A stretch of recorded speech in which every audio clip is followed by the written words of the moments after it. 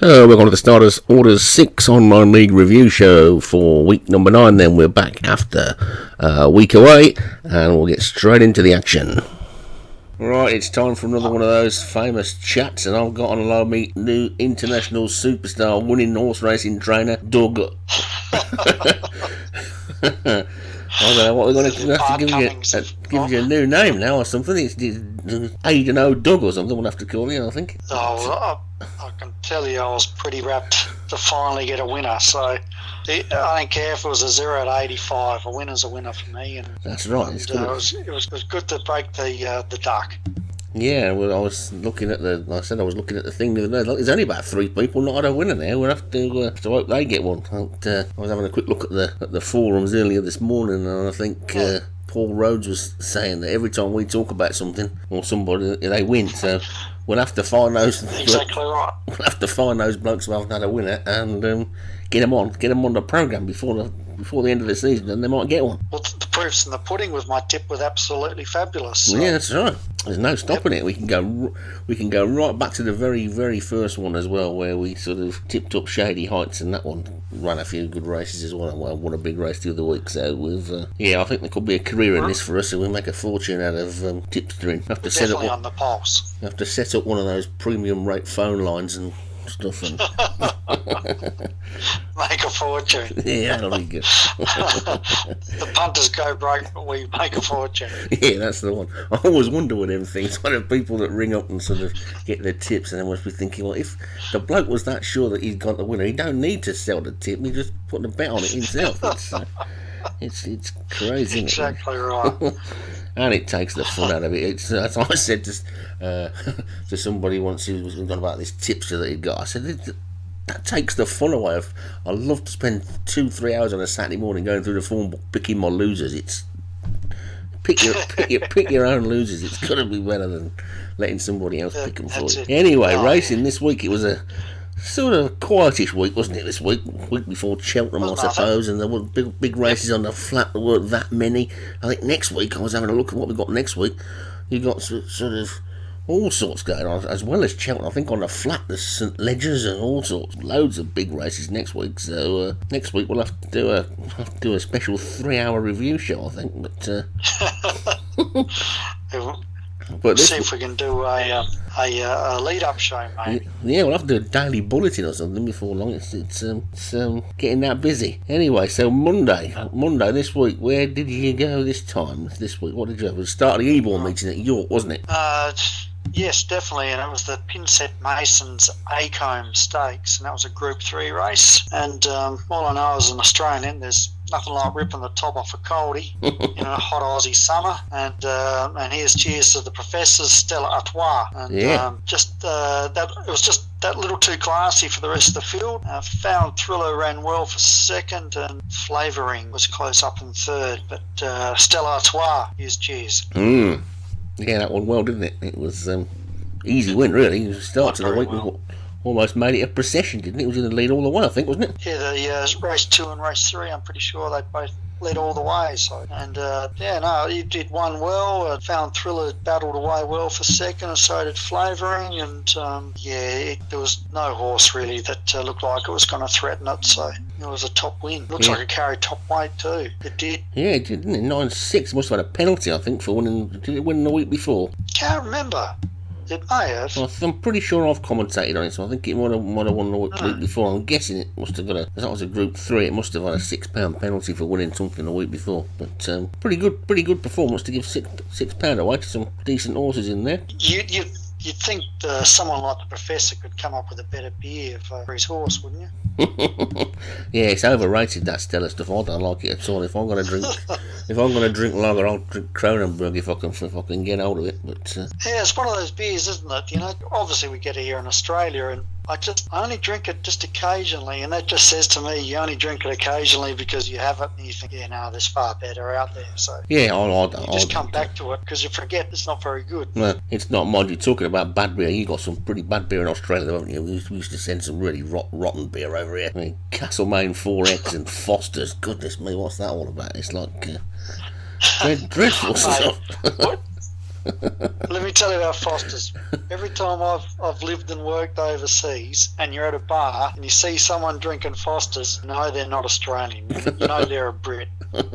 Yes, Because dreadful Australians literally do not drink Foster's. don't they? Oh, right. No, not at all. When I worked in the booze game, like I used to work when I was younger in a really big drive-through bottle-o, it just go stupid sometimes. There's 3 lanes of cars buying the booze. And, you'd probably sell 1 carton of Foster's a week. Right. So One carton. what's the big seller over there then? Oh, it's changed a lot since then, but like VB, South Australia, West End Draft, that's pretty average as well. It's just a mass produce, it's just swill. But big sellers, all the same. Your 4X Gold, like that's a big seller, but it's a mid-strength beer, so it's a Queensland beer. So as a Queenslander say, you drink 4X Gold all day and then you hit the Bundy rum at night. So. Oh, right. But they're a bit rough up in Queensland, so.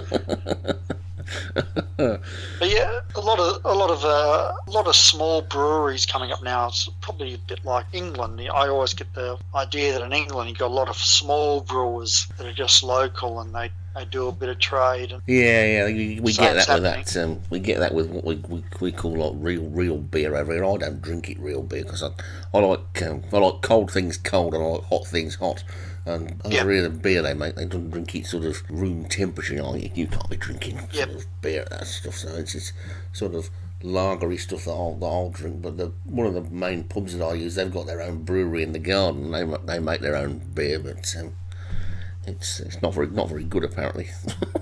So yeah, it's all that craft beer stuff, isn't it? That's gone it. So all that idea we've got over here then of all you Australians wandering around with corks on your hat drinking Fosters and Castlemaine 4X is a load of nonsense. Well, the 4X Gold, they definitely. I don't even know if there probably is 4X full strength, but 4X Gold, it's pretty popular. You just throw it back and keep doing your daily thing. But I suppose bigger down in Tasmania, they've got a couple of good breweries down there.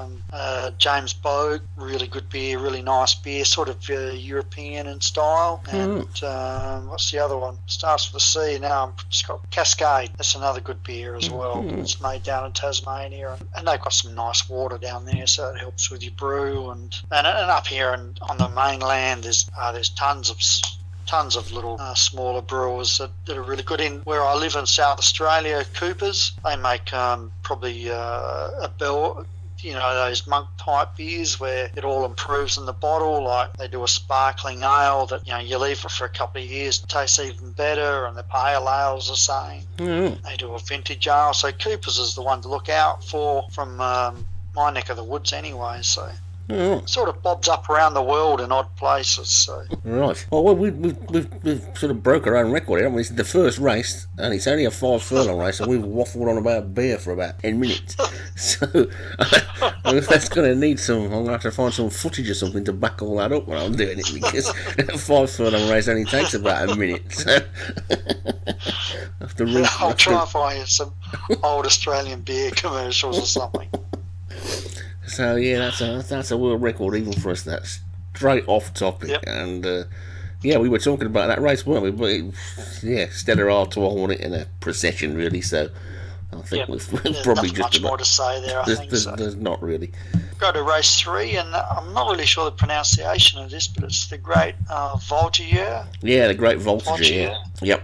And that was still at York in a Group 2. And once again, it was a lead all the way winner. And with no pace in the race, Dusciata was going to be hard to beat as soon as it went to the lead. And I'm just thinking, oh, God, this is over, this race. And Elkie Warthog tried its best, and it ran its honest race for second. And the same for Little Sprocket, ran third as well. Usual suspects. But, solid. Dusciata too big. Too good. Yeah, solid form that race. And in real life, of course, I don't know if you know it, but that Great Voltigeur is one of the sort of stepping stone sort of races that you get throughout. That's the sort of big St Leger trial, the Great Voltigeur, even though it's over 2 furlongs shorter. So normally sort of get a horse running that on its way to the St Leger. So it's normally had get a few Derby runners in there and stuff, and that's what we got here, isn't it? Really, we get Dusciatas and your Elkie Warthogs and Little Sprocket. They're all the Derby and stuff, weren't they? So it's be interesting to see which ones of them go on to St Leger next week. I think it's the Arc next week as well, isn't it? So you're going to have a bit of a clash because they can't run twice in the same week, can you? So it'll be interesting to see how that goes. But is that 2 weeks on a trot, Dushiators one? I'd say so. Well, every time I talk about it, it's been a winner. So yeah, it's not up thereabouts, isn't it? So and that was John Morgan back again after he had a week off. I bet people were delighted to see him back on the one hand, and then not so delighted to see him back on the other hand because he's winning all the races again. I think David Robinson would be spewing because Elkie Warkhog had that race all to his keeping if John wasn't in there, so you would have liked John to have taken another week off, I'm sure. But that wasn't the case, and Dushiata was just far too good. Yeah, it was. What did you make of that briefcase full of dollars? Because that looked like it was going to be a world beater the other week, and it didn't get going at all, did it? It came fourth. It carried a bit of weight, to be honest. Oh, hang on. No, my screen just flipped over. Let me go back to it. Yeah, Dushiata and briefcase full of dollars have got £3 penalties for presumably winning a Group 2 or something. Yeah, I think it just got found out today in a top field. Yeah, we're not going to blame the jockey for that one. I know Paul Rhodes has been moaning about his jockeys again today. He goes through jockeys like some people go through tins of beer, doesn't he? He's already sacked a couple this season. He's moaning about his jockey from this morning. Yeah, that's racing, and obviously when you're in a good state, well, obviously he's annoyed someone, and jockeys are nobbling the horses. Yeah, that's right. So we'll see where they go next week, but we don't really think that anything that finished behind Dushiata is going to beat it next time, do we? Maybe Elkie Warkhog, but then again maybe not. No. Dushiata's in the same class, I think. Yeah, it'll be interesting to see where he takes that next week, whether he goes up 2 furlongs and goes for the St Leger or whether he has a crack at the Arc. Difficult to tell, isn't it, when they've got that many good horses? It is. Probably got 3 that could win both. I reckon we'll move on to race 4 and the Juddmonte International. That was a Group 1, and it was always going to be an interesting race with the 2 pacemakers, Plymouth Rock and Locomere de la Costa, in the race, and they both went toe-to-toe for the majority of the race. They left the last crack for Thundersparks Underwing, who ran home nicely to score from Shady Heights, and Plymouth Rock, honest as always, same as Locomere de la Costa, but held on for 3rd, and Locomere de la Costa in 4th. Yeah, I'm just looking at the weights on that. That Locomere de la Costa had got 9 stone 9. So, I didn't notice. I've got a feeling that's probably because it must be a 4-year-old, I think. So it's probably good weight for age, I think, because the others are 3-year-olds, aren't they? So, but it's still a pretty good performance. Cost of the race, or cost us 3rd anyway. Yeah, maybe not the race. That ran well. Scorching sun normally comes from the back, doesn't it? So that didn't get going quick enough again. That's always a problem with them sort of horses, isn't it? If you don't get them going quick enough. Pepperoni Pete, that was a bit of a flop as well, wasn't it? Really, because that was winning the big American races at the start of the season, and obviously doesn't. It's horse that's gone off the boil, hasn't it? Yeah, obviously don't like the turf. I think it must want to keep running on those dirt tracks. It'll have to go back to running the American races. I'm sure it'll pop up in a Breeders' Cup race somewhere. Yeah, and that horse around 6, Isabel, I'm pretty sure that won a race earlier in the season. Yeah, I've got a feeling that might have been very close. Stepping up in trip. That I think was that a mile horse before? I can't remember. I know it's won a good race. It's one of those ones where they all keep racing against each other every week. And Plymouth Rock keeps knocking on the door as well, doesn't it? As well, that's isn't it? That's always close. And I was pleased to see Shady Heights run well, because I don't know, I've got a little bit of a soft spot for that. There was a real horse called Shady Heights about 30 years ago. It used to be one of my favourites, and it was one of the ones that always used to run in these type races. It was a mile and a quarter, mile and a half horse, and it always used to just get beat in the really big race. It'd come 2nd and 3rd and whatever, and every now and again it'd win a big one, and it was a really nice looking horse, and that always reminds me of that because it's got the same name, and I'm pleased that one ran well, because at one point it looked like John Morgan was going to retire it at the midway point of the season, because he didn't think he'd get a win out of it, but it's still all right. It went awfully close in the Juddmonte. So. It did, yeah. That's a big top race, because that, of course, in real life, was the only race that Brigadier Gerard ever got beaten in, and the very, very first running of it, when it was called the Benson and Hedges Gold Cup, which of course it wouldn't be allowed to be anymore. So. The old Benson and Hedges, the old gold pack. That's the one. So yeah, good race. That some good horses in there, and good solid form again. And I'm sure most of them will be out in a big race in the next week or two. And I remember in your commentary you're talking about that Soylent Green number 5, the one that came 15th, on about it being a film. I can tell you it was a film. I've got funny, I don't know, Edward G. Robinson in it, did he? Or Herbert Long or somebody like that. It's one of them really old ones, but years and years ago, one of my sort of best mates who used to knock about with sort of like going off places and all sort of stuff, he used to run a restaurant thing in a different village to where I lived, and we used to go off on what we used to call them wild goose chase days, because what we'd do is he used to love driving and he didn't drink, and so we'd just get in his car, we'd leave the women at home and we'd just go off for the day. Now, I'm a big music collector. You've probably picked up on that. I've got sort of, what have I got? I've got about 16,000 albums. Big music collector. Now, my mate Phil, he was a big film collector. This was back in the days of VHS, great big videotape things. And he was looking for a copy of that film for years. And every time we went to a different town on one of our wild goose chase days, I'd be in a second-hand record shop seeing what I could find, and he'd be in the video shop trying to find this film. And eventually, he found a copy of it in the video shop next door to his restaurant. And we must have been halfway around England looking for this film, and he found it in the shop next door. So, next door. Yeah, exactly next door. And the bloke said, I've had that for ages.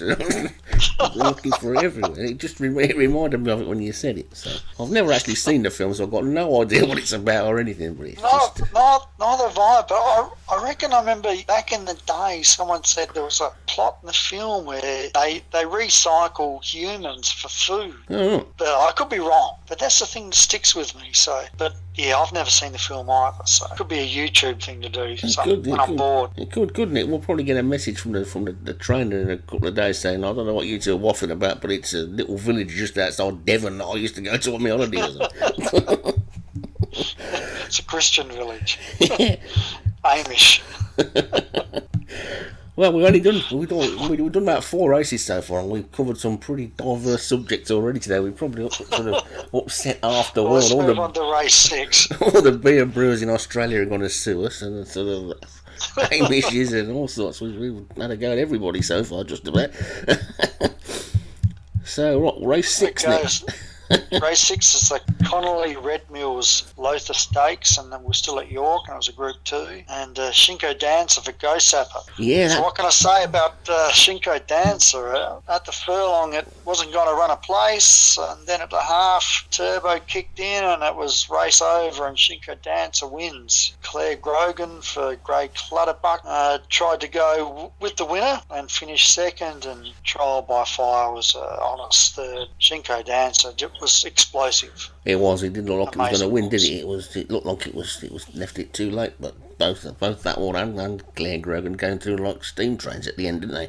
And we'd done a great disservice to Shinko Dancer the other week when it won its first race. It won by an absolute mile, didn't it? And he spotted it then straight away. And we decided it was a colt because it had run in a race that normally colts win. It's a filly. So. There you go. It's a freak then. Yeah, so it's pretty good. And Claire Grogan's no mug. I mean, that had won really well the week before as well, or a couple of weeks before. And they're two good horses. It's just, it would be nice to think that they'd be... Claire Grogan looked like it was trying to run with Shinko Dancer, and down at the half, it was like it grew 2 more legs and just exploded away from them. And it was a great run by Claire Grogan. Shinko Dancer, well, that's just Group 1. It's just total Group 1 horse.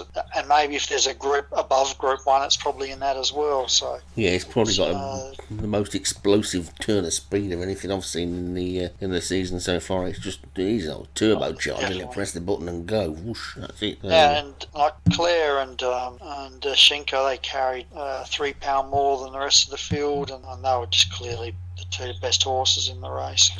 Yeah, I mean, the only thing you'd have to worry about with horses like that, the way they run, is that if they get one of big field races, they might get boxed in, mightn't they? But even then, like Shinko, there's a turn of a foot late in the race. Like as long as it gets out and it's not too far back, it's like, look at the form here. It says Cosley, it won Cosley. Like you wouldn't have said that at the furlong. No, you wouldn't. You wouldn't have put somebody else's money on it at the furlong pole, would you? Yeah. Because it didn't look like it was going to get there, but then it was gone. It'd be nice to think you could get a bet on it though. 9 to 4. If that's the odds it came in at there.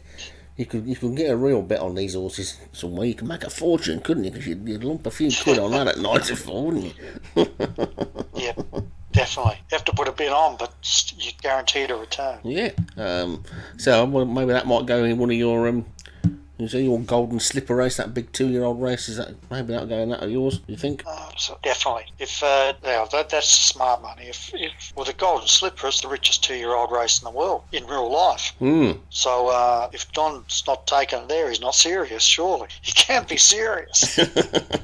Yeah, he does. I can't see anything. I've not seen anything that I think could beat it. I think it could give him all 2 furlongs starting it and still win. So yep, definitely. It's John's got to start it in the golden slipper. Yeah, I bet for a couple of seconds there, though, Gray had got himself all ready with another Claire Grogan track to send me to put in the review show. Did he? Didn't quite come. Did you ever get to see that? Because it didn't work apparently. They put all the music videos in. I found that band of yours as well. I don't know if you ever saw it. I think they were the ones that mucked it up. Them and Claire Grogan. Copyright from different countries wouldn't let it show. So. Yeah.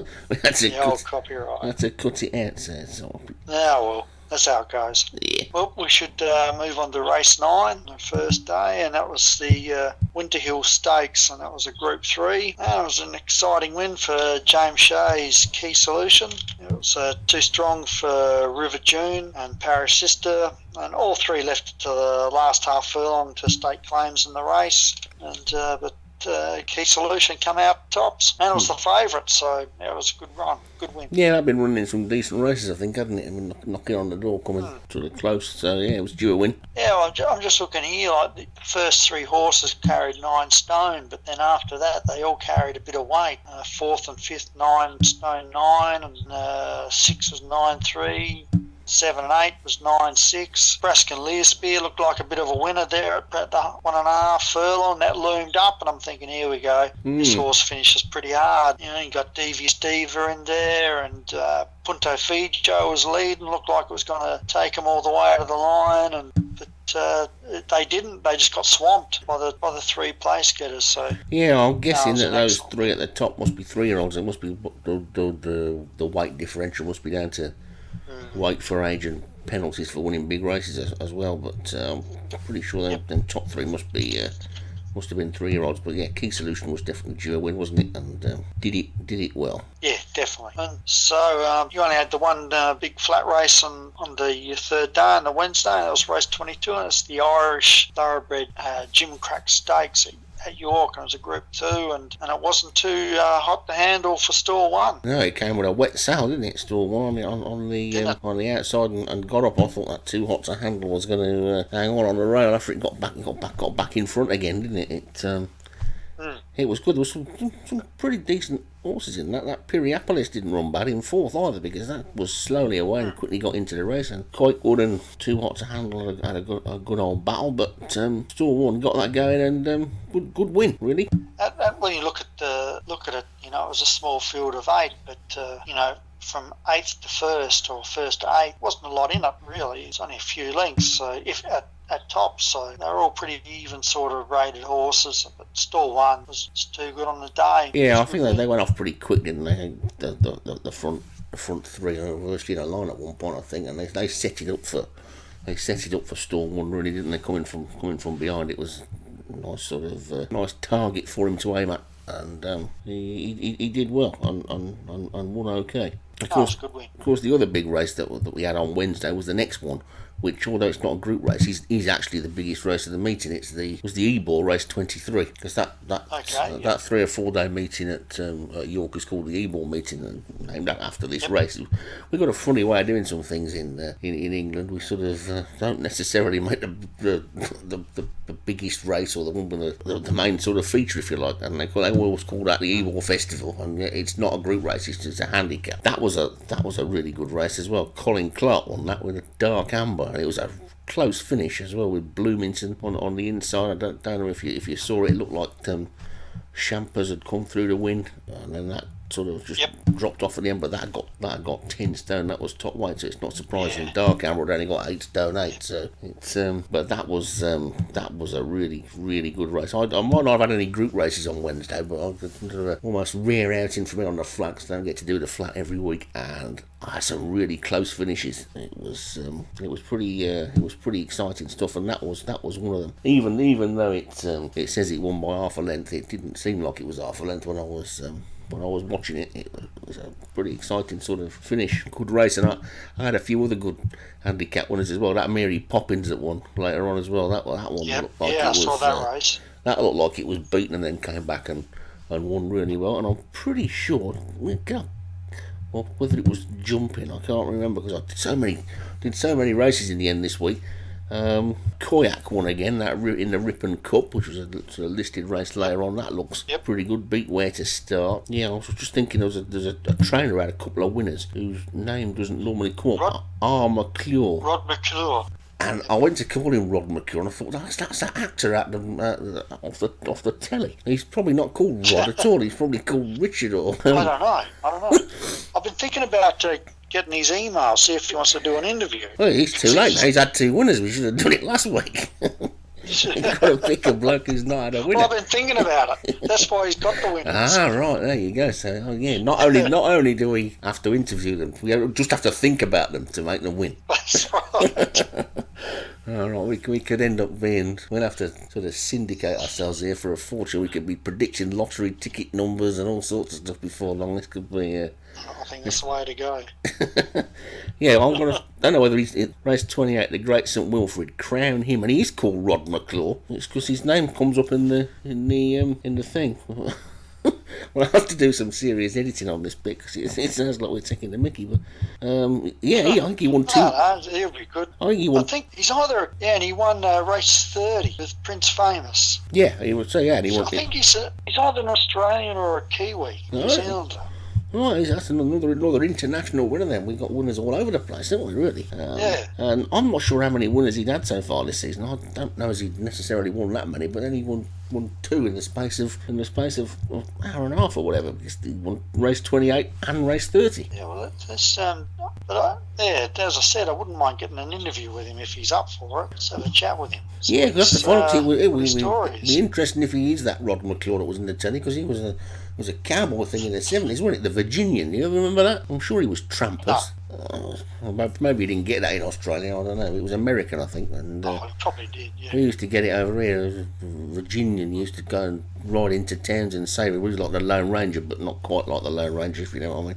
And his best mate was a bloke called Trampus, and that was Rod McClure. So it'd be funny if it was the same bloke. We'd have a celebrity horseman trainer. Wouldn't that be bizarre? It would, wouldn't it? So, there you go. My job, I mean, somebody more famous than us. That would be because we're getting a bit of a cult following now, and people are sort of. I'll be unlikely. We're pretty famous. I just hope that Jenny Bond don't watch virtual reality horse racing on YouTube, otherwise she'll be having a bit of a go at us for some of the things we've been saying about her lately. So, so that was good. Wednesday might not have been all group races. There were some good tight handicaps, some good close finishes, and some different people getting some wins as well. So that was good. And we had Gray doing his commentating on Tuesday as well. That was good as well. Budgie's made an appearance a couple of times, but they weren't particularly noisy this week, were they? I think he must have doped them or something. He put a bit of whiskey in the birdseed or something. Put a rubber band around their beak or something. Yeah, so anyway, we ought to talk about your race, really. Which was the one that you won? That was a Tuesday race, wasn't it? That was on the Tuesday. I just flipped over. Well, you're not going to try and pretend you can't remember. I'm sure you must know exactly which race it is. I've just clicked on a race, and that wasn't it. Mm-hmm. Maybe it was 15. I reckon it was a 7 furlong race. Here we go. Race 15. Yep. No Verku.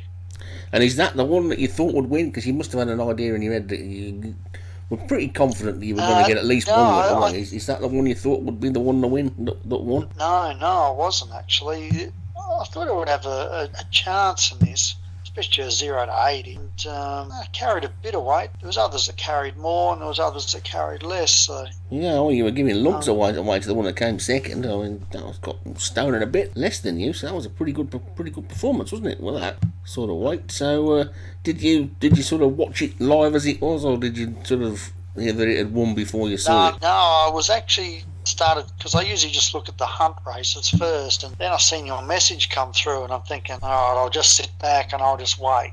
I won't start racing through everything to see if I got a winner. And then I finally come across Noveku, and yeah, I was pretty stoked. It was usually around the 2 furlong, maybe the last furlong, my horses just die off. But in the 0 to 80, they can still keep running. So it's pretty happy. And Darren Howes, he's a good trainer as well. And I think watching Darren's horses last season, I just figured, and then this season we're fairly similar. He's probably a little bit better than me this season, but our stables, I think, class are around the same sort of thing. And we noticed there Charlie came third with his battle car. So Did I see he had another winner last week? He had a third winner, didn't he, last week? He's had Charlie's doing well. He's had 3 now, so I don't know if it was all with the same horse again. I didn't quite get to see all of the flat races last Wednesday, but I'm pretty sure he must have won another flat race on the Wednesday. So I don't know. Well, now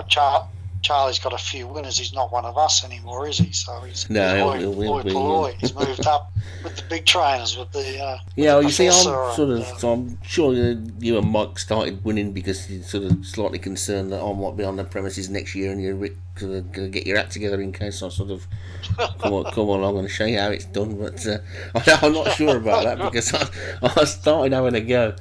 Funnily enough, just before my eye went, it was typical. Maybe it was that squinting at the thing for so long, and I thought I'll be able to soon knock up a few horses in this. And then I started having a look at some of the things, the advice that people were giving me on the forums, and seeing these bars on these horses and stuff, and I'm thinking, well, that horse there, that normally comes about 12th, and it's got a full bar of everything just about. And I had a look at the ones that I got that I thought were half decent, and I thought, oh right, okay, yeah, win an egg and spoon race with these. I don't know about anything else, so I've had to start again. But I've been a bit lucky thanks to is it Wannabe? Is that Jim Murray? Is it in the forums? Yes, yeah. And he said just keep starting the game again and again until you get a decent horse.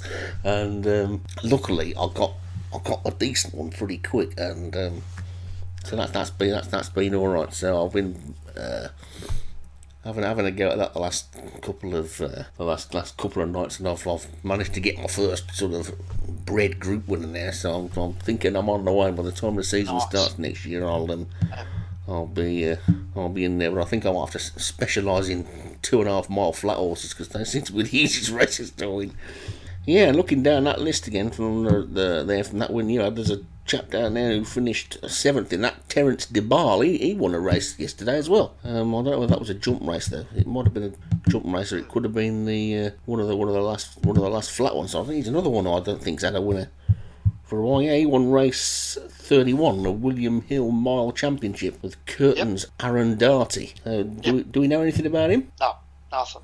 No, his name pops up. There's another trainer here, number 15, Ephraim Magopa. Yeah, he had a winner early in the season, didn't he? He may have. Yeah, I'm pretty sure you tracked him down. It's just someone I don't know nothing about. So. I think you did. I think he won, and I'm pretty sure you tracked him down. I got a message off him. Was he a South African chap? I think, wasn't he? Oh, I can't remember. Was it a lot of stuff happens in my life, in the real life. Yeah, you probably had a few tins of that dodgy Australian beer and forgotten all about it. But,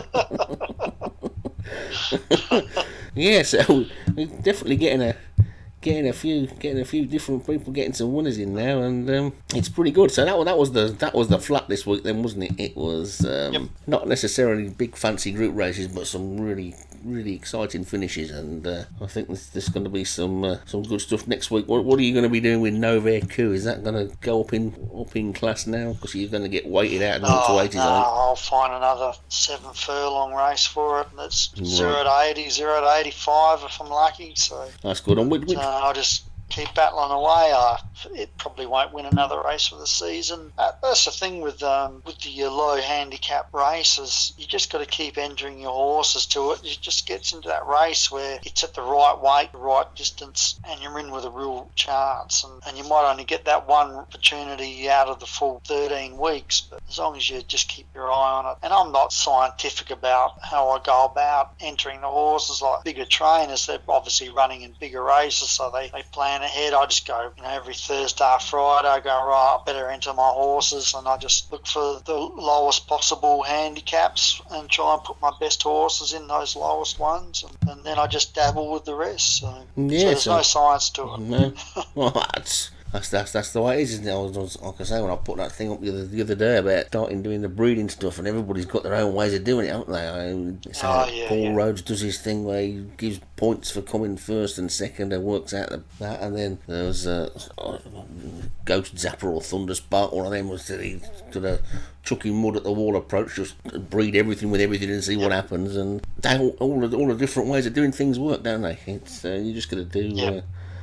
Do what you want to do, and I do it all different to them as well. But I'm probably not someone to look at because I'm just a low handicap one. But I think you stick it long enough, and you what's the best way to put it? You try not to get too attached or sentimental to your horses, and just and be just a little bit more scientific, or just go right. Well, these are the green bars that I need, and you set up boundaries, you want to stick within, but it's tough, like for me, like from when I first started to now, like my philosophy and my outlook keeps changing along the way. So yeah, I mean, at the end of the day, as long as you're having fun, it doesn't really matter how you do it, does it? Right. It's got to be enjoyable, otherwise it just defeats the object. I mean, I've never actually spent a great deal of time actually playing the game as it is, sort of properly, if you know what I mean. Since this sort of started, that's when I've really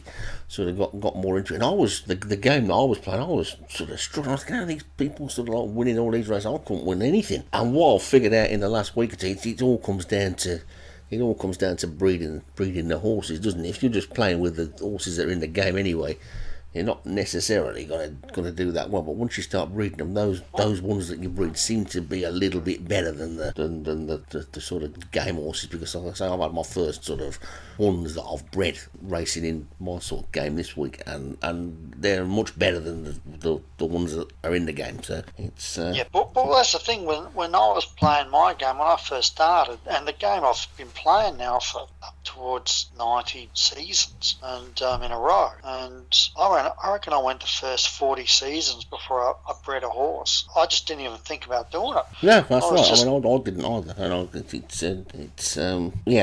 that was obviously the mistake I was making. Well, I couldn't get any good at all. But now it's certainly taken on a whole new look now with all that. So breeding definitely speeds everything up, because like I said, I went from 40 seasons where I didn't breed one horse. I just got the knack of building a bank, and I was able to build a bank through just being smart on the punt. And then I got to a stage where money wasn't an option wasn't a hindrance anymore, and I was just buying the best horses I could buy in the 2-year-old auctions, and a lot of them are duds, but you'll always get one or two that are okay. And then all of a sudden I got to about my 40th season, and I came across a mare and a stallion, and they were my first real big Group 1 winners, and they did what the rest hadn't done, is both won overseas, and for whatever reason it just twigged in my head, I've got to breed these horses, and I saw something online, and that's when my breeding started. So I've done it the long way and the hard way, I suppose. So whereas for you and a lot of people in the forums now, they can see that people like John Morgan, Thunderspark, the Professor, PJ Rhodes, they're all been really generous with their knowledge in the last 12 months, and it's it's a lot easier to get your game up and running now. But it's good, and I suppose definitely, they sort of must they sort of give everybody their sort of tips on what they're doing, because it makes it better for them, doesn't it? If they've got some competition, because I'm I would guess that if they sort of was just playing the game on their own, they'd just win every week, wouldn't they? They'd win every race. I'm sure I saw maybe Josh said that in his game, he sort of trains the first 6 in a derby every year, and it would get pretty boring, wouldn't it? Pretty quick doing that. But if you're doing it for racing in this league thing, they obviously want people to get good at it. If there was no league. No, yeah, so they obviously want more people to be competitive, and it makes it good. So it's and in doing that, whether they've done this intentionally or not, they've given away their knowledge, and it gives a whole heap of trainers underneath them the chance to start breeding some better horses and what to aim for and what to look for. And then all of a sudden these trainers that were struggling, all of a sudden they go, well, bang, I just got my first Group 3 or my first listed or my first Group 2, and all of a sudden you feel like you're progressing and you are starting to compete. Whereas if they, pardon me, kept all that knowledge to themselves, you'd just be still in the handicaps and struggling and getting frustrated, and everyone loves to win, that's the bottom line. And when you get to a stage where you've just gone 1, 2, 3 league seasons and you've just got nowhere, you drop off, don't you? So. Yeah, so it's good. It's pretty good the way that everybody helps everybody out and stuff, and there's no sort of I'm not telling anybody how I do it type thing, but it's good. So yeah, that's the flat then. So another good week. Yep. Well, there you go. Always great talking to Doug. As you can tell, we got well off track again with 1 or 2 things there, so much so that we forgot to talk about the Lonsdale Cup in any great depth. So that's why I tagged a video of that on the end there, so you could see that. But it was a great race. So apologies for missing out on that one. And now Doug's going to give you a quick rundown on the handicap races on Monday, and then we're going to have a look at Tuesday with Gray. Welcome to the Week 9 wrap-up of the handicap and listed races. Start straight away with race 1. That was a Symphony Group handicap at York. It was a 0 to 110, and Darren Thompson got the day started with Spittle marked red, and it just got up by a short head over Stand and Deliver Leon van Rensburg. Wheater for Marty Cairns ran third. Then we had wait till race 5. The Landstone Buildings handicap at York, 0 to 100, and Darren Thompson again saluted the judge with King's Cross, and that was an 8 to 1 winner, and it won by 2 lengths from G-Force Alan McDonald and Swing Spill. Peter Carl was third. Race 7 was the Windsor Castle Stakes at Windsor. That was a listed race, and Noble Endeavour for Paul Rhodes got up by a quarter length to Maori Venture. Graham Clutterbuck and Trillions Thunderspark was third. Race 8 was the EBF Stallions August Stakes at Windsor, and it was a 0 to 100. And Alan McDonald got up this time with Carlo, and it got up by 1.5 lengths over Sans Monduic, Darren Thompson in second, and Highland Croft Jim Murray ran third. And the last race of the day, on day 1 of week 9 on the flat, was the Bray Nursery at Windsor, and it was a 0 to 110 affair. And Graham Clutterbuck was lucky enough to have the winner there with Audio Galaxy, and that won by 3/4 lengths over Iron Sea James Shea, and Viper Sunshine Molliet Surfer ran third. Race 11, the Clipper Logistics Handicap, was the first race of the day 2 meeting at the Hebo meeting, and it went to Holy Lioness for David Robinson's runner, who ran on pretty well to hold off the challenge of the second horse home, which was a Liberty Bell from Jim Murray and the Dowell Holland. This started the day off pretty well for David Robinson, because he went on and in the race 12 and won the Darley Yorkshire Oaks, and the Group 1 at York with Nightcrawler stayed on strongly to hold off Shoot, and Venus de Milo tried to make all in back in third. He won by 3/4 length. He was restrained early, and although he was midfield halfway, he led inside the final and stayed on strongly, while Shoot was held up towards the rear, and he did make some late progress, but Nightcrawler got first run and he went on one. And Venus de Milo, well, she ran freely as she usually does, but again the stamina inside the final fill, and just didn't have enough to see her home. And if he could hold on to just a little bit and not race so freely, he may have held on, but Nightcrawler deserved winner. A quick double for David Robinson.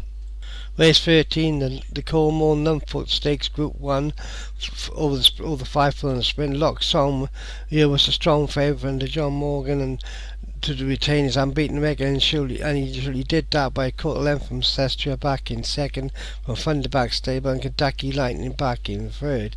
Loxon now looks a very strong contender now to carry on for the season, and probably got the Prix Bay in Longchamp in week 10 to see if he can keep his unbeaten record. He looks top class and will take all the beating for the rest of the season.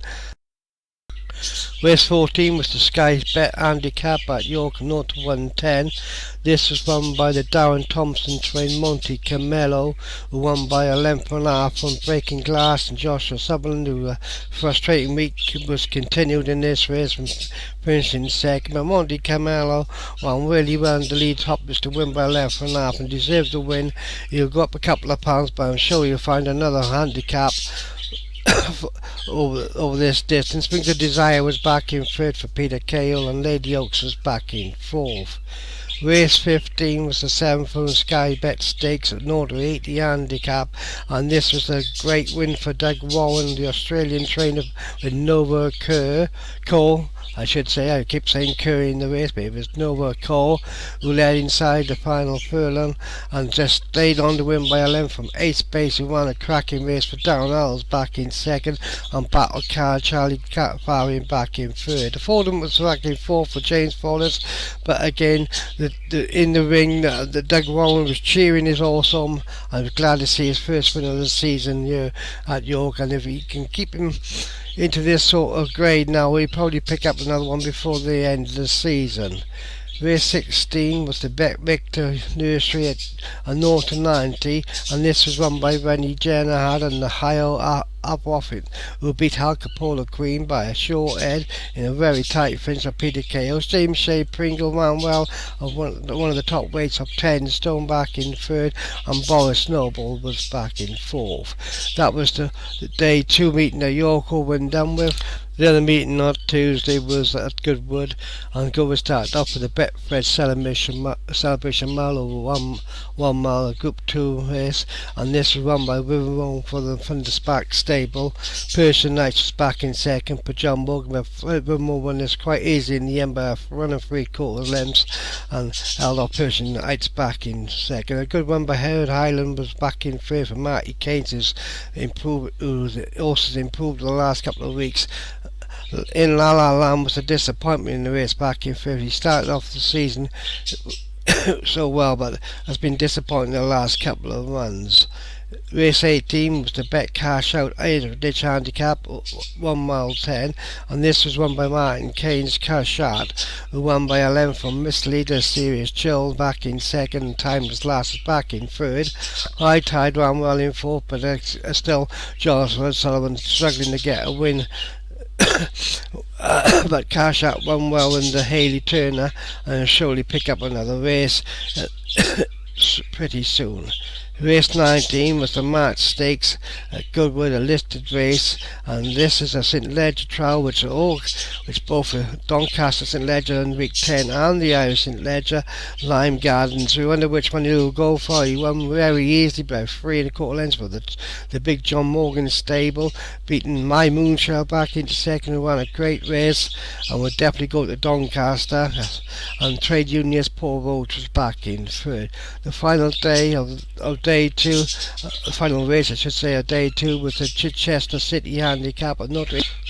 This race produced a dead heat between Marty Keynes Play the Game and Stu Gray trained Dirty Prawn named after the the movie District 9.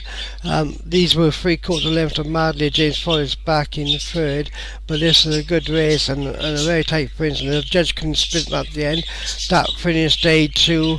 I hope to see you next week when we have the Cheltenham Festival, but for me, I'll see you next week. Goodbye. Oh, there you go, that's it, week 9 in the books then. Thanks to Doug and Gray for their contributions towards putting the review show together. And 1 or 2 statements I need to make just before we leave. First of all, apologies to Rod McClure. I've since done a little bit of thinking and research and remembering, and the actor that played Trampus in Virginia was called Doug McClure, not Rod McClure, so we now know that one's cleared up, so sorry about that. I hope we weren't offended by the fact that we thought you might have been a 1970s cowboy. Other thing to point out is that both Doug and myself are aware that other lager type beverages are available, and as we will have nothing to do after about 4 weeks' time when the review shows are finished, we're quite prepared to do a wines, spirits and beers of the world review show. So if anybody wants to send us any, then get in touch with us via the forums, and we'll be quite happy to take that on for a few months to keep ourselves busy. Until then, we'll leave you now with, again, with apologies to everybody that's had a group winner this week. There's only really one way we can end the show this week, and that is with Doug One Winner Warren, the King of Australia. And they're all trying to get to this lead in the work by a length. This could be Doug Warren's winner for the season up towards the line. Here comes a space battle car, the work as well on.